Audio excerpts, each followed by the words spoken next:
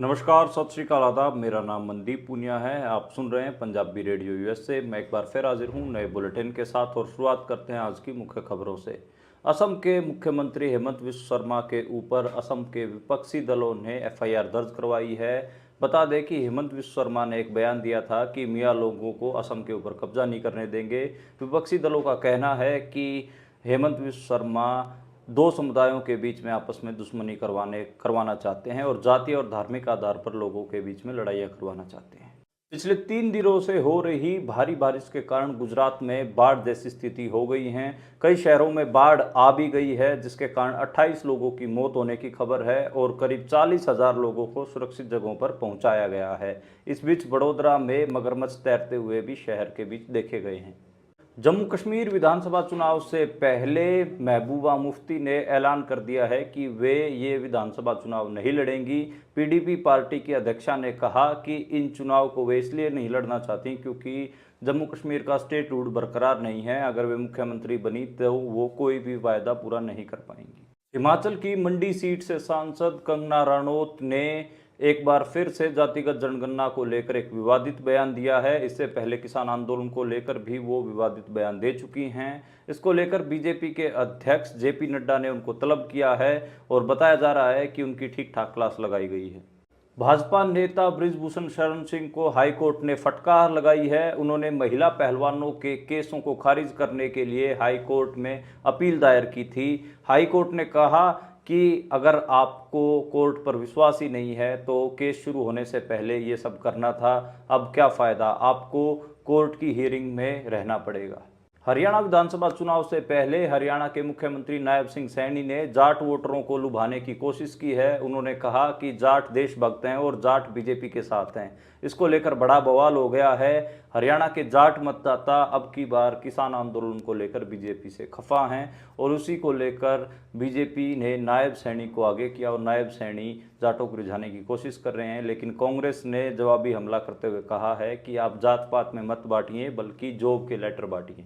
पंजाब की संगरूर सीट से पूर्व सांसद सिमरनजीत सिंह मान ने एक बार फिर से कंगना रनौत को लेकर विवादित बयान दिया है। उन्होंने कहा कि कंगना रनौत को रेप का बहुत तजुर्बा है, उनसे पूछो कि रेप कैसे होते हैं। उनसे किसान आंदोलन को लेकर सवाल पूछा गया था। इसके बाद कंगना रनौत ने सिमरनजीत सिंह मान की स्टेटमेंट को मुद्दा बना लिया है और उन्होंने कहा है कि सिमरनजीत सिंह मान ने उन्हें रेप की धमकी दी है।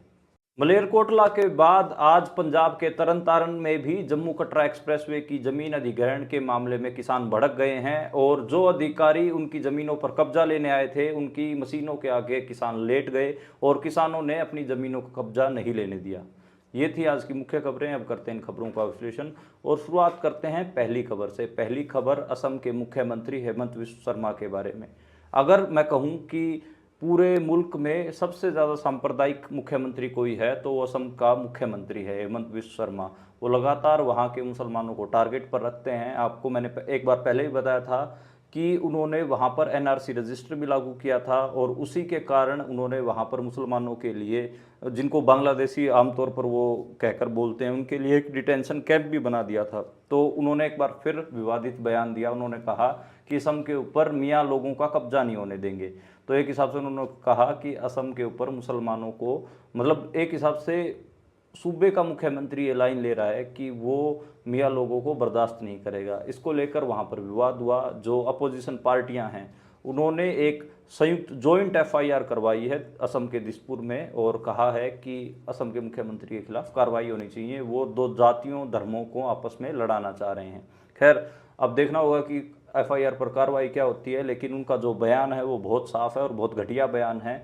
और बीजेपी के नेता ऐसा अक्सर बयान देते रहते हैं जिसमें जो कम गिनती के लोग हैं, माइनॉरिटी के लोग हैं, उनको खतरा होता है और ऐसा ही बयान असम के मुख्यमंत्री ने ये दिया है। अगली खबर की ओर बढ़ते हैं और अगली खबर गुजरात से है। पिछले 3 दिनों से लगातार गुजरात में बारिश हो रही है, तेज़ बारिश हो रही है और उसके कारण जो वहाँ पर हुआ है वो है तबाही। वहाँ पर बाढ़ आ गई है। बहुत सारे शहरों में बड़ी मुश्किल स्थितियां उत्पन्न हो गई हैं। करीबन 28 लोगों की मौत होने की खबर आ रही है।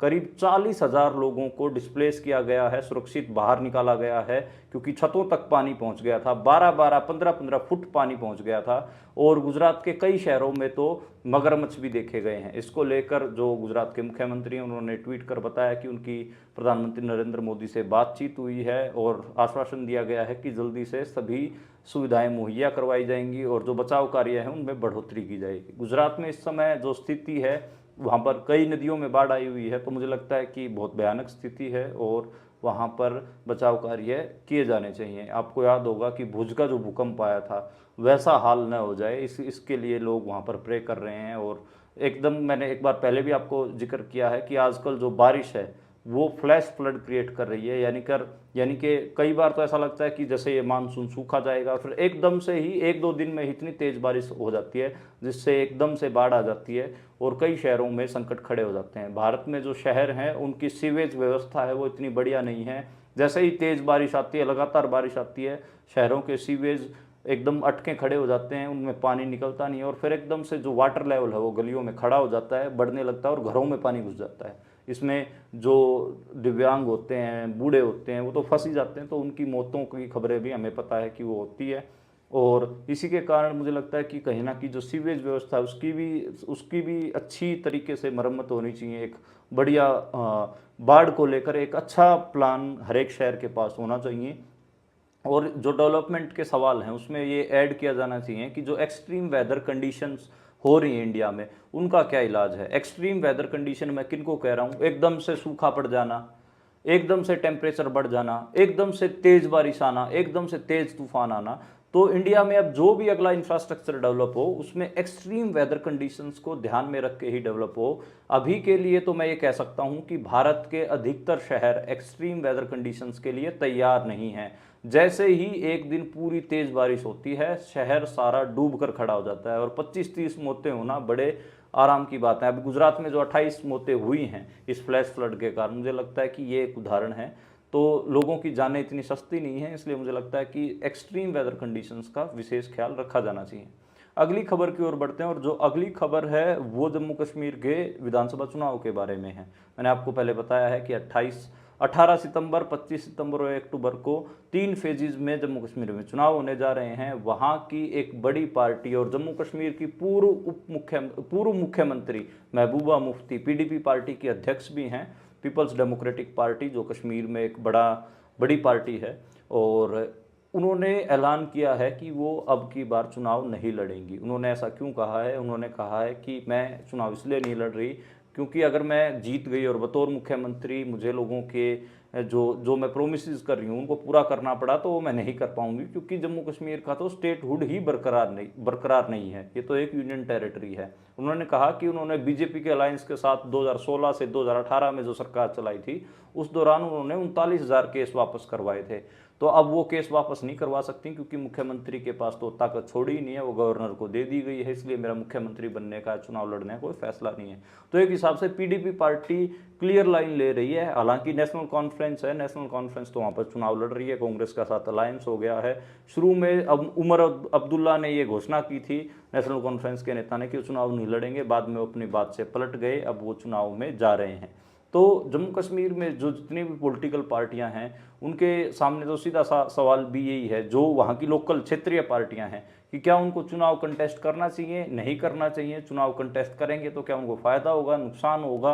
और जो जम्मू कश्मीर के आज के टाइम पे जो स्टेटस है इंडियन स्टेट में, वो किस किस्म का है, किस किस्म की पावर्स अगर वो जीत जाते हैं तो उनको मिलेंगी। तो महबूबा मुफ्ती ने जो पॉलिटिकल नुक्ते उठाए हैं वो इसी को लेकर हैं, इसीलिए इतनी बातचीत भी उसके ऊपर हो रही है। आज महबूबा मुफ्ती का जो ये फैसला है ये लगातार भारत के मेन स्ट्रीम न्यूज़ में जगह बनाए रहा और इसके ऊपर लगातार बात होती रही।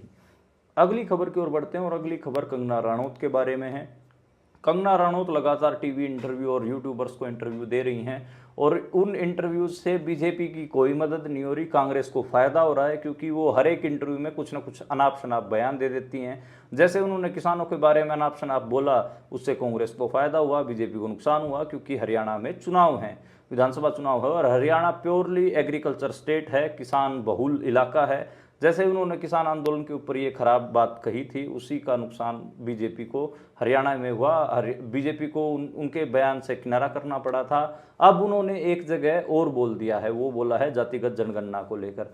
जातिगत जनगणना का प्रभाव दो इलाकों में, दो सूबों में जरूर पड़े। एक तो झारखंड में भी चुनाव है, वो आदिवासी बहुल इलाका है।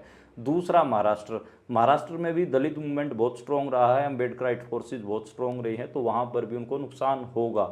इसलिए आज बीजेपी के president, national president JP Nadda ने उनको तलब किया, अपने आवास पे बुलाया और उनको डांट लगाई है कि आगे से आप इस किस्म के बयान मत दीजिए। लेकिन उनको डांट तो कई बार पहले भी लगाई जा चुकी है, लेकिन वो बयान देने से रुकी नहीं रही और ना वो मान रही हैं। लेकिन इस सारे के बीच में एक और बड़ी घटनाक्रम भी हुआ। पंजाब की संगरूर सीट से पूर्व सांसद सिमरनजीत सिंह मान हरियाणा में आए हुए थे, करनाल में। उनसे कंगना रनौत को लेकर सवाल पूछा गया। उन्होंने बहुत घटिया बयान दिया। मैं घटिया किस लिए कह रहा हूँ? घटिया इसलिए कह रहा हूँ क्योंकि उसके बाद जो ये इशू है ये बिल्कुल डाइवर्ट हो गया। उन्होंने कहा कि कंगना रनौत को रेप का बहुत तजुर्बा है, उनसे पूछिए कि रेप कैसे होते हैं। बहुत खराब स्टेटमेंट है। इसको लेकर मतलब मेरे को लगता है कि ये ऐसी बात नहीं कही जानी चाहिए थी। सिमरनजीत सिंह मान का नेचर रहा है कि ये कॉन्ट्रोवर्शियल बयानबाजी करके खबरों में रहते हैं, तो उन्होंने वैसा ही किया होगा, मुझे पता है। लेकिन ये खराब बयान था, उनको ऐसा नहीं करना चाहिए था। कंगना रनौत का और सिमरनजीत सिंह मान का कोई लेवल नहीं है। सिमरनजीत सिंह मान बहुत बड़े पॉलिटिकल सवालों को कई बार उठाते हैं, तो उनको उन्हीं सवालों को उठाया जाना चाहिए। जो ऐसे जो पब्लिसिटी के लिए जीते मरते हैं, ऐसे एक्टरों के ऊपर क्या बयान देने? उनसे तो उनका कद छोटा ही होगा, बड़ा नहीं होगा। तो मुझे लगता है कि वो बयान नहीं दिया जाना चाहिए था। और उसको लेकर जो हरियाणा की वुमेन कमीशन है, तो वुमेन कमीशन ने उनको एक 5 दिन का एक नोटिस भी भेजा है कि 5 दिन के अंदर वो माफ़ी मांगे, जवाब दें। तो देखना होगा कि सिमरनजीत सिंह मान क्या जवाब देते हैं। लेकिन इशू तो बन ही गया है। कंगना रनौत ने भी उनके बयान को हाईलाइट करते हुए कहा कि देखो ये आदमी मुझे रेप की थ्रेट दे रहा है। तो एक हिसाब से इशू क्रिएट हो गया खामखा का। बहुत ख़राब बयान था, नहीं दिया जाना चाहिए था। आप जो दुश्मन है आपके सामने, उस दुश्मन को अपने राजनीतिक नुक्तों में हराइए, पॉलिटिक्स में हराइए। उसका करेक्टर एसिसिनेशन करके या फिर उसके खराब बातचीत बोल के। बीजेपी तो चाहती है, इसलिए उसने कंगना रनौत को आगे कर रखा है। पंजाब हरियाणा के लोगों के बारे में, किसानों के बारे में कंगना रनौत लगातार खराब बोल रही हैं, बहुत ज़्यादा खराब बोल रही हैं। लेकिन ज़रूरी नहीं है कि हम भी गोबर में डड़ा मारें। मतलब हरियाणवी में ये कहावत चलती है कि अगर आप गोबर होता है, गोबर के अंदर आप रोड़ा मारते हो तो वो छींटे खुद को भी लगती हैं। तो मुझे लगता है कि कंगना रनौत एक गोबर है पॉलिटिक्स की, उनमें डड़ा मारने का कोई फ़ायदा नहीं, उनके ऊपर बयानबाजी करने का कोई फ़ायदा नहीं। उनको फुल नेग्लेक्ट किया जाना चाहिए, उनको बोलने दिया जाना चाहिए। वो जितना बोलेंगी उतना ही बीजेपी का नुकसान करेंगी। तो मुझे लगता है कि वो बीजेपी का फ़ायदा कम, बीजेपी का नुकसान ज़्यादा करेंगी। तो उनको करने दीजिए, उनको जो बोलना है बोलने दीजिए, उनको छोड़ दीजिए। और सिमरनजीत सिंह मान का एक स्टेटस अलग किस्म का है। वो फेडरल पॉलिटिक्स से लेकर और खालिस्तान और कई ऐसे सवाल हैं अनुलझे हुए, उनके ऊपर सवाल लगातार उठाते हैं। यूथ की माइग्रेशन का मामला हो, अनएम्प्लॉयमेंट का मामला हो, सिमरनजीत सिंह मान बड़े सवाल उठाते रहे। तो उनको उसी किस्म के सवाल उठाने चाहिए। बहुत ख़राब बयान था, मुझे लगता है कि जल्दी से इस बयान की भरपाई कर लेनी चाहिए उनको। अगली खबर की ओर बढ़ते हैं और अगली खबर है स्मृति ईरानी के बारे में। स्मृति ईरानी बीजेपी की मंत्री होती थी, लेकिन अब की बार वो अमेठी से चुनाव हार गई। 2019 में उन्होंने राहुल गांधी को अमेठी से चुनाव हराया था, लेकिन अब की बार राहुल गांधी के जो अमेठी और रायबरेली के जो पीए थे, उन्होंने उनको चुनाव हरा दिया है। एक पॉडकास्ट में वो बैठी हुई थी और एक पत्रकार से बात कर रही थी, तो उसमें पत्रकार बेसिकली वो गोदी मीडिया का पत्रकार है, उसने जब कहा राहुल गांधी तो ऐसे अनाप शनाप झूठ फैलाने में लगे रहते हैं, तो स्मृति ईरानी ने कहा कि नहीं, आजकल राहुल अलग ढंग की पॉलिटिक्स कर रहे हैं। वो जो भी कुछ करते हैं उससे हेडलाइंस बन रही हैं। और एक हिसाब से उन्होंने और भी आगे बात कही, उन्होंने कहा कि राहुल गांधी ने सफलता का स्वाद चख लिया है, इसलिए उनमें कॉन्फिडेंस है। वो सफ़ेद टी शर्ट पहनते हैं, यूथ दिखने की कोशिश कर रहे हैं, यूथ को अट्रैक्ट कर रहे हैं। तो बहुत सारी उन्होंने स्मृति ईरानी ने तारीफ़ें की हैं। मुझे लगता है कि स्मृति ईरानी ने वो चीज़ें नोटिस की हैं जो राहुल गांधी ने पिछले कुछ टाइम में बदलाव किए हैं, क्योंकि जिस हिसाब से राहुल गांधी ने जीत का स्वाद चखा है, उसी सफलता का स्वाद चखा है। मुझे लगता है कि स्मृति ईरानी ने हार का स्वाद चखा है। 2024 में चुनाव हार गई हैं, इसलिए उन्होंने ये सब नुक्ते और ये पॉइंट नोट किए हैं। तो मेरे को लगता है कि ये ज़रूरी भी था स्मृति ईरानी को किसी पॉइंट पे ये रियलाइज़ हो कि वो कितनी ख़राब पॉलिटिक्स कर रही थी। अगली खबर की ओर बढ़ते हैं और अगली खबर भाजपा के पूर्व सांसद और कुश्ती संघ के पूर्व अध्यक्ष बृजभूषण शरण सिंह के बारे में है। उन्होंने दिल्ली के हाई कोर्ट में एक याचिका दायर की, एक पिटीशन आगे बढ़ाई थी कि उनके ऊपर महिला पहलवानों द्वारा किए गए केसों को रद्द किया जाए। तो कोर्ट ने उनके ऊपर फटकार लगाई है। कोर्ट ने कहा है कि लोअर कोर्ट में आपका मामला चल रहा है, आपके मामले में सुनवाई हो रखी है, आपके ऊपर आरोप तय कर रखे हैं और आप ऐसी याचिका लेकर हाई कोर्ट में आ गए, क्या मतलब है? अभी तो महिला पहलवानों की गवाही हो रही है, आप पहले ही भाग खड़े हुए हैं। तो ठीक ठाक फटकार लगाई है और उनकी जो पिटीशन है केसों को रद्द करने की, वो खारिज कर दी गई है। मुझे लगता है कि ये जरूरी किया जाना चाहिए था। बृजभूषण शरण सिंह डरा हुआ है, उसको लग रहा है कि कहीं ना कहीं उसको सजा होगी, इसलिए वो इस किस्म के हाथ पैर मार रहा है। महिला पहलवानों के पास ठीक ठाक उसके खिलाफ सबूत हैं, तो इसलिए उसके पसीने छूटे हुए हैं। अगली खबर की ओर बढ़ते हैं और अगली खबर हरियाणा विधानसभा चुनाव को लेकर है और हरियाणा के मुख्यमंत्री नायब सिंह सैनी अब जाट वोट बैंक को रिझाने की कोशिश कर रहे हैं। उन्होंने कहा कि जाट वोट बैंक जो है वो बीजेपी को ही जाएगा, क्योंकि जाट देशभक्त कौम है और वो देश के साथ है, हम भी देश के लिए अच्छा कर रहे हैं, इसलिए वो बीजेपी को वोट देंगे। खैर, नायब सिंह सैनी की जो ये कमेंट है, मुझे नहीं लगता कि ये सही है। उसका रीज़न ये है कि इस समय किसान आंदोलन हरियाणा में चल रहा है और हरियाणा के जो जाट हैं वो ज़्यादातर एजिटेटेड हैं, किसान आंदोलन में सक्रिय हैं, ज़्यादातर खेतीबाड़ी से जुड़े हुए हैं और उनकी डिमांडों को मानने की बजाय आप ये एक्सपेक्ट कर रहे हो कि वो आपको वोट देंगे, मुझे नहीं लगता कि ये सही है। और एक तरफ आप जाट नॉन जाट की जो बाइनरी है उसको स्ट्रॉन्ग करने की कोशिश करते हो, जाट नॉन जाट का डिवाइड फैला के वोट हासिल करने की कोशिश करते हो, और दूसरी तरफ आप ये एक्सपेक्ट भी कर रहे हो कि जाट वोट बैंक आपको वोट देगा। ये मेरे को लगता है कि ठीक नहीं है।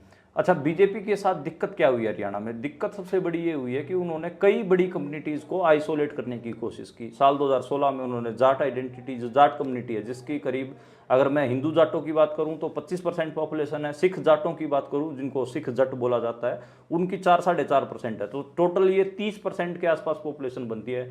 तो 30% पॉपुलेशन को आपने पहले आइसोलेट करने की कोशिश की, आइसोलेट आपसे हुए नहीं वो, और फिर आपने किसान आंदोलन में उनके साथ दुर्व्यवहार किया, गलत व्यवहार किया, तो उसका असर है कि वो सारी कम्युनिटी आपके खिलाफ खड़ी हो गई। फिर आपने मुसलमान कम्युनिटी को आइसोलेट करने की कोशिश की। मेवात के इलाके में ठीक ठाक नंबर है, हरियाणा में 4-4.5% मुसलमान आबादी की वोट बैंक है, तो ये होगा 34%।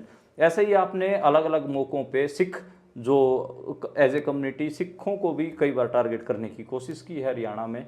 तो इस वजह से सिख प्लस जाट प्लस मुसलमान एक बड़ा वोट बैंक है। और अब संविधान को लेकर जो दलित वोट बैंक है वो भी कहीं ना कहीं कांग्रेस की तरफ झुकता दिख रहा है, एंटी बीजेपी स्टैंड बनाता दिख रहा है। इसलिए कहीं ना कहीं ये बेचैनी हो रही है कि एक बड़ा वोट बैंक, जो एक बड़ा तबका था, वो हमने अपने खिलाफ कर लिया। इसलिए उसी की भरपाई के लिए जो हरियाणा के मुख्यमंत्री नायब सिंह सैनी वो इस किस्म की बयानबाजी कर रहे हैं। अगली खबर की ओर बढ़ते हैं और अगली खबर है हरियाणा के एक युवक की बेलारूस में मौत हो गई है। वो डंकी मार रहा था और वो लड़का यूएस जाने की कोशिश कर रहा था, लेकिन बेलारूस में उसकी मौत हो गई है।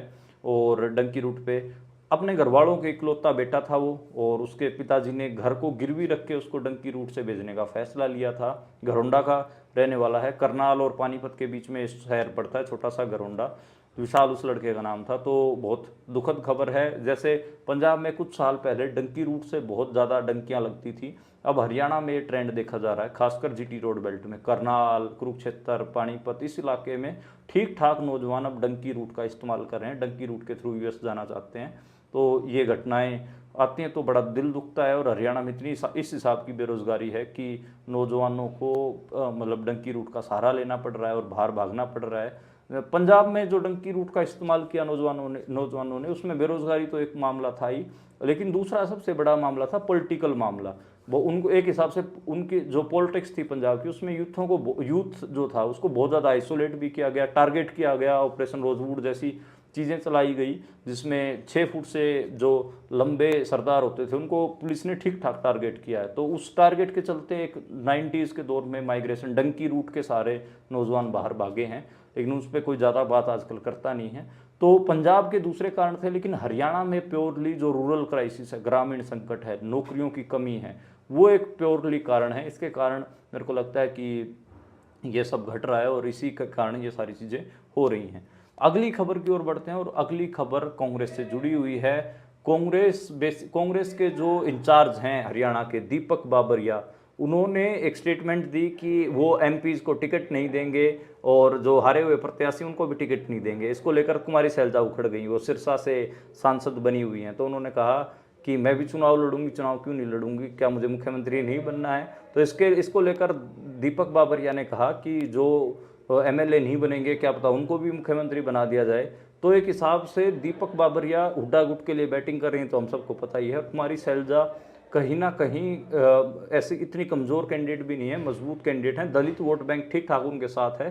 तो कांग्रेस को उनको अलग थलग नहीं करना चाहिए, क्योंकि कांग्रेस को अगर जीतना है तो दलितों की वोट बैंक बहुत ज़रूरी है, दलितों की वोट लेना बहुत ज़रूरी है। इसलिए दीपक बाबरिया को कम से कम इस मामले में थोड़ा संभल के बोलना चाहिए। अगली खबर बीजेपी के बारे में है। बीजेपी ने अपनी 30 कैंडिडेट्स की लिस्ट तैयार कर ली है। आज या कल तक शायद उनकी पहली लिस्ट आ जाए। और आज बैठक भी हुई, नायब सिंह सैनी, मनोहर लाल खट्टर सब दिल्ली में पहुंचे हुए थे। वहां पर अमित शाह भी मीटिंग में आए, राव इंद्रजीत सिंह आए। राव इंद्रजीत सिंह के बारे में खबर चल रही थी कि वो शायद छोड़ दें पार्टी को, बीजेपी को, क्योंकि वो अपनी बेटी के लिए टिकट मांग रहे हैं, लेकिन अपनी बेटी की टिकट वो पक्की नहीं करवा पा रहे हैं। इसके अलावा अहिरवाल में उनको कई सारी समस्याएं हैं। वो टोटल 11 लोगों के लिए टिकट मांग रहे हैं। राव इंद्रजीत अहिरवाल के बड़े नेता माने जाते हैं, तो लेकिन उनको सिर्फ 5 टिकटें ही दी जा रही हैं। इसलिए वो कई मामलों में उखड़े हुए हैं। लोग कयास लगा रहे हैं कि शायद अब की बार बीजेपी को राव इंद्रजीत छोड़ दें और बीजेपी कांग्रेस में वापस आ जाएं, लेकिन ऐसा कुछ होता दिख नहीं रहा है। वो बहुत दब्बू किस्म के नेता हैं, कभी भी रिस्क लेने से बचते हैं, तो शायद अब की बार भी वो शायद ही कोई रिस्क लें।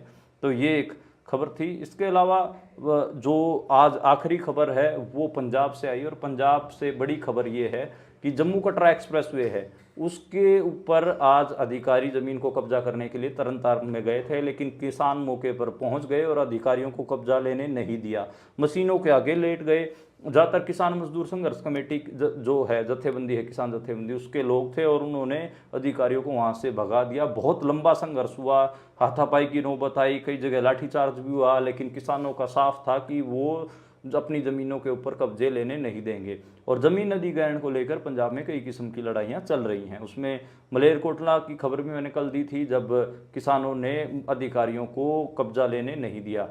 इसी वजह से जो नितिन गडकरी वो भी परेशान हैं कि एनएचएआई के जो national highway authority of India है उसके प्रोजेक्ट पंजाब में पूरे नहीं हो पा रहे हैं। उसका कारण यही है कि वो सस्ते दामों पर किसानों से ज़मीन लेना चाहते हैं, लेकिन किसान सस्ते दामों पर अपनी ज़मीनें नहीं देना चाहते।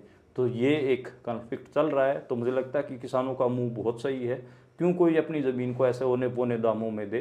तो डेवलपमेंट के नाम पर आप किसी की भी ज़मीन ऐसे बहुत थोड़े दामों में थोड़ी ना खींच सकते हैं। तो ये मुझे लगता है कि सही स्टेप है किसानों का। तो अभी देखना होगा कि जो ज़मीन अधिग्रहण के मामले हैं, जो लड़ाइयाँ पंजाब में किस स्तर पर पहुँचती हैं। तो आज के लिए इतना ही, कल दोबारा मिलेंगे नई खबरों के साथ, नए विश्लेषण के साथ। आप देखते और सुनते रहिए पंजाबी रेडियो।